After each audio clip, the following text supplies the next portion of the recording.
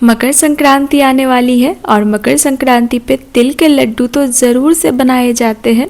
आज मैं आप लोगों से कैल्शियम से भरपूर मूंगफली और तिल से बनने वाली लड्डू की रेसिपी शेयर कर रही हूँ। बहुत ही आसान रेसिपी है, बहुत ही कम टाइम लगता है इसको बनाने में। वैसे मैं बहुत क्वांटिटी में तो नहीं बनाई थी, लेकिन अगर आपने सही ट्रिक समझ ली ना तो आप कितने भी क्वांटिटी में बनाएंगे बहुत ही कम टाइम लगेगा।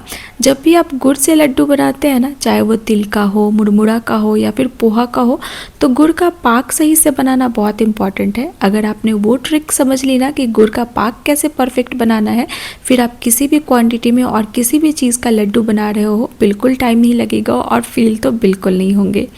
तो सबसे पहले मैं हाफ कप मूंगफली को रख दी हूँ भुनने के लिए।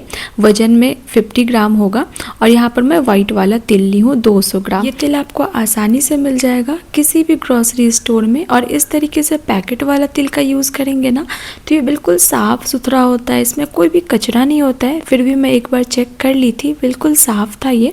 अब मेजर कर लेते हैं गुड़ को लड्डू के लिए।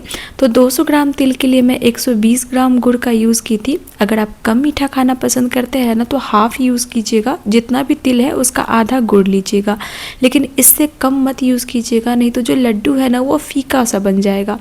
यहाँ पर मूंगफली भी भुन गया है, बिल्कुल लो फ्लेम पे भुनेंगे ना तो बहुत ही अच्छे से ये भुन जाता है, और इसका जो छिलका है ना ऊपर का वो भी बहुत ही आसानी से निकल जाएगा। और इसी में अब मैं भून ले रही हूँ तिल को।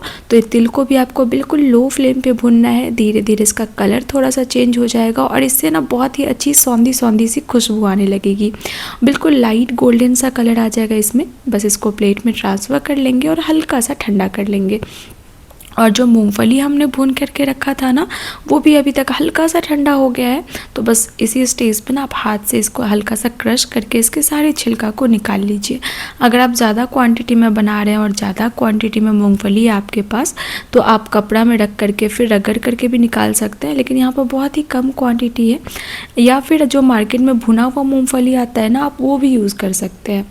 देखिए कितने आसानी से सारा छिलका निकल गया है। तो अब क्या करेंगे ना, पूरी छानने वाली छन्नी में रख करके सारे छिलका को अलग कर लेंगे और किसी भी कटोरी या फिर ग्लास के मदद से इस तरीके से हल्के हाथ से क्रश करना है, ताकि मूंगफली थोड़ा थोड़ा टूट जाए आधा आधा में। आप चाहें तो पूरा पूरा भी यूज़ कर सकते हैं। और यहाँ पर तिल भी ठंडा हो गया है। तो अब बना लेते हैं गुड़ का पाक लड्डू बनाने के लिए। तो सबसे पहले कढ़ाई में ऐड कर दी हूँ सारा गुड़ जो हमने मेज़र करके रखा था, और 1/4 कप मतलब सिर्फ 3 चम्मच पानी ऐड की हूँ। गुड़ को मेल्ट कर लेंगे। यहाँ पर बहुत ही हाई या मीडियम फ्लेम मत रखिएगा, लो फ्लेम पे इसको पकाइएगा, क्योंकि बहुत जल्दी गुड़ जलने भी लगता है, फिर लड्डू का टेस्ट कड़वा हो जाएगा।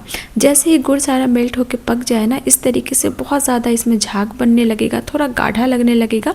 फिर इसकी कंसिस्टेंसी चेक करेंगे।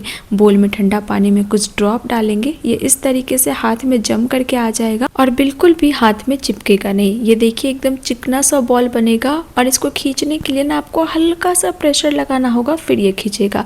और कुछ इस तरीके से तार बनेगा जो टूटेगा नहीं, मतलब गुड़ अब अच्छे से पक चुका है। और जब भी आप इस तरीके से इसकी कंसिस्टेंसी चेक करें ना, तो फ्लेम को बिल्कुल लो रखिएगा, क्योंकि इस स्टेज पे गुड़ बहुत जल्दी जल जाता है।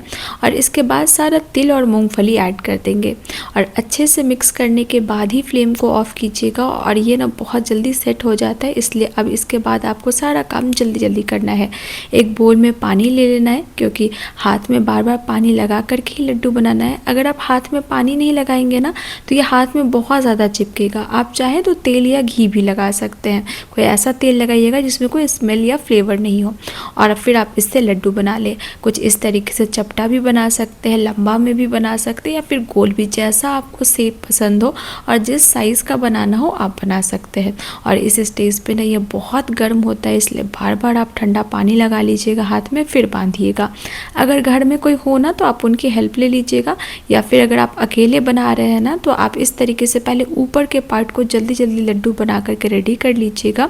और जो स्पैचुला में लगा हुआ है ना, उसको सबसे पहले आप निकाल लीजिएगा, क्योंकि ये सूखने के बाद ना बिल्कुल नहीं निकलेगा और बहुत जल्दी ये ड्राई हो जाता है। इसलिए कढ़ाई के साइड में जो लगा हो, स्पैचुला में जो लगा हो ना, आप उसको पहले खुरेज करके निकाल लीजिए ताकि ये ड्राई ना हो, क्योंकि बाद में वो वेस्ट ही हो जाता है।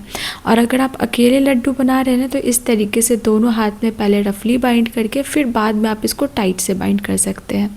लेकिन आपको ध्यान रखना है कि लड्डू को बिल्कुल टाइटली बांधना है। और अगर आप ज़्यादा क्वांटिटी में बना रहे हैं ना, तो किसी की हेल्प ले लीजिएगा, क्योंकि ये बार बार सेट होकर ड्राई हो जाता है, तो आपको बार बार गैस पे रख के इसको ढीला करना पड़ेगा। और मार्केट में ना 2-3 तरह के तिल आते हैं, एक बिल्कुल वाइट वाला, एक थोड़ा सा भुना हुआ आता है और एक काला वाला तिल भी आता है। आप किसी से भी बना सकते हैं, सारा ही लड्डू बहुत टेस्टी लगता है। काले वाले तिल का भी लड्डू बहुत टेस्टी लगता है, आप उससे भी बना सकते हैं। बाकी सारे स्टेप्स को आप सेम फॉलो कर सकते हैं। गुड़ के पाक को इसी तरीके से बनाइएगा, आप बिल्कुल फेल नहीं होंगे, लड्डू बिल्कुल परफेक्ट बनेगा। इनफैक्ट हम लोगों के यहाँ काले वाले तिल की ही लड्डू बनाई जाती है मकर संक्रांति पे, और उसी का भोग भी लगता है। तो आप लोगों के यहाँ क्या कैसे बनाया जाता है ज़रूर शेयर कीजिएगा कमेंट में। और यहाँ पर मैं सारा लड्डू बना करके रेडी कर ली हूँ, और आप देख सकते हैं सारा लड्डू कितना अच्छा बना है। इस तरीके से थोड़ा मूंगफली ऐड करके बनाएंगे ना ये लड्डू, तो बहुत ही टेस्टी बनता है। बच्चे से बड़ों सबको बहुत पसंद आएगा। मुरमुरा का लड्डू, पोहा का लड्डू, ये सब की रेसिपी मैं आप सबसे पिछले वीडियो में शेयर कर चुकी हूँ। और जैसे जैसे ये लड्डू थोड़ा ठंडा होगा ना, हल्का सा इसमें क्रंच आ जाता है, तो और भी टेस्टी हो जाता है। अभी ये थोड़ा गर्म ही था, और जैसे ही आप लड्डू को बना लेना, एयर टाइट कंटेनर में भर के रख ले ताकि ये सॉफ्ट ना पड़े।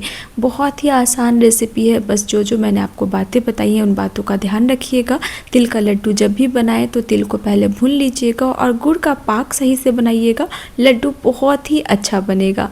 तो मैं आप लोगों से अब नेक्स्ट वीडियो में मिलूँगी एक ऐसी अच्छी रेसिपी के साथ। बाय।